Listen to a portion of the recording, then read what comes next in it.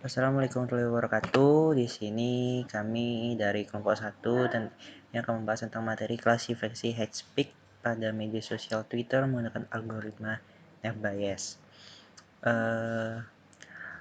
Kami yang beranggotakan bernama Aprilia Lewinda, Aprilia Putri, dan saya sendiri Abdul Firansa dan Wahyu Fadila.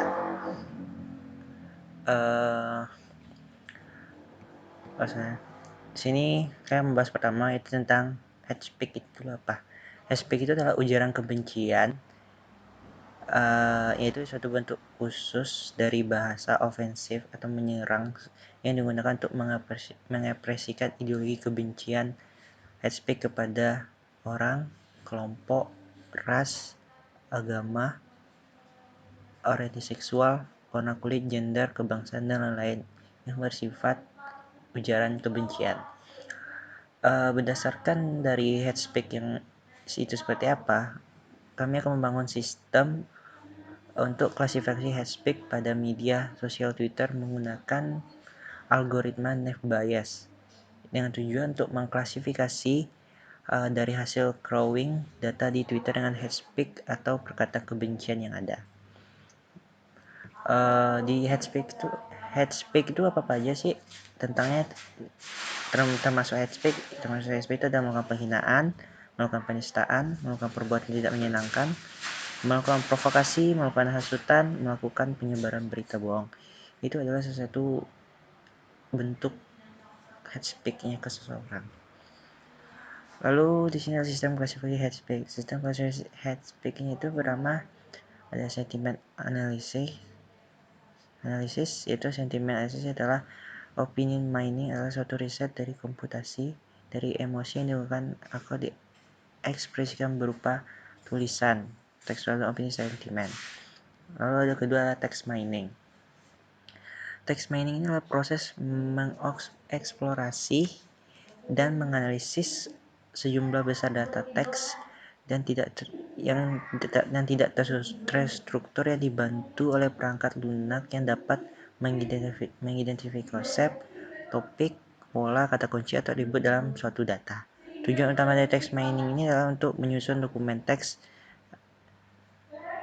Jadi ada beberapa teknik pada text mining seperti ekstraksi informasi, pengambilan informasi, pemrosesan bahasa alami, pemrosesan query, kategori, dan pengelompokan teks. Lalu yang ketiga adalah machine learning. Machine learning adalah merupakan cabang ilmu bagian dari kecerdasan buatan.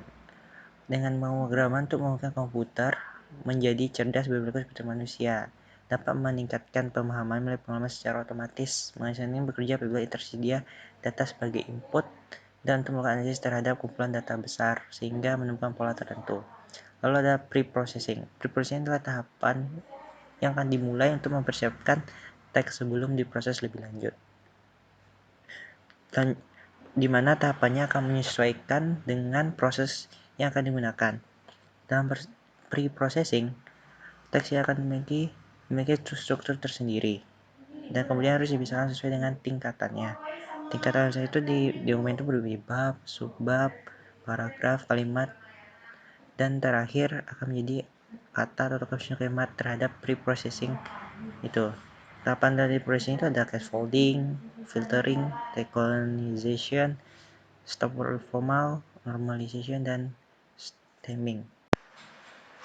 Lalu selanjutnya adalah tahap pada pre-processing. Tadi sudah dijelaskan pre-processing itu ada scaffolding. Scaffolding itu adalah proses penyamaan cache dalam sebuah dokumen. Tahap ini dibutuhkan dalam mengkonversi keseluruhan teks dalam dokumen menjadi suatu bentuk standar.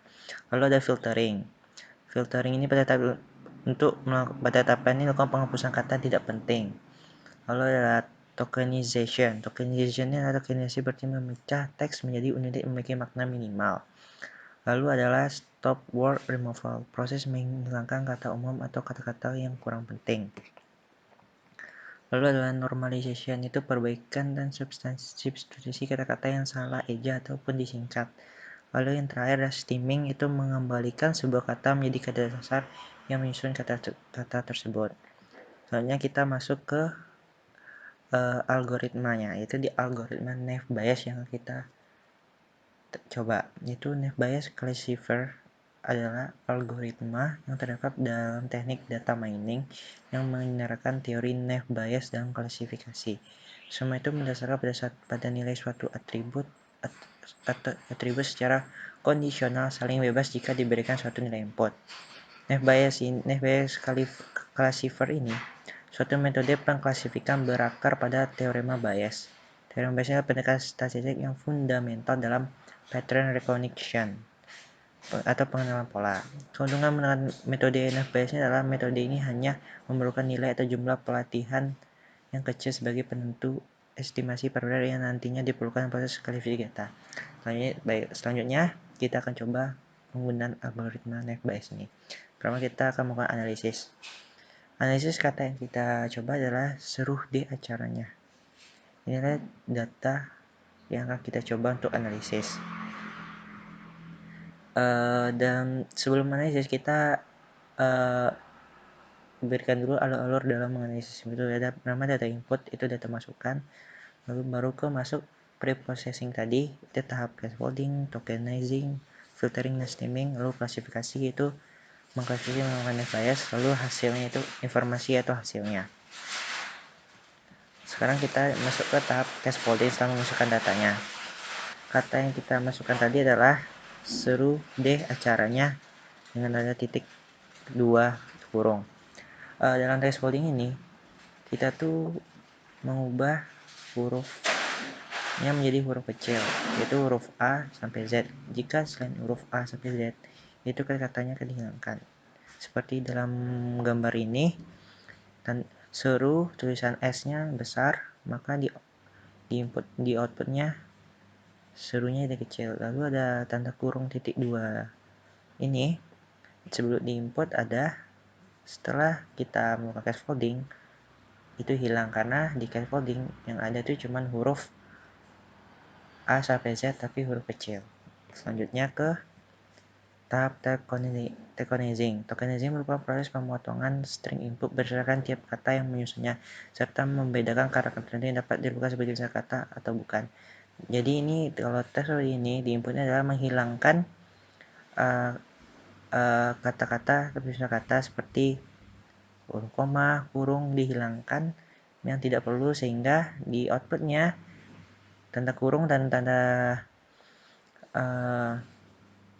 titiknya dihilangkan. Itu tahap tokenizing. Lalu ada tahap stemming. Tahap stemming ini pembuangan imbuhan kata. Misalnya kata bagaimanapun, maka langkah dilakukan adalah stemming dijalankan setelah mengecek kata bagaimanapun.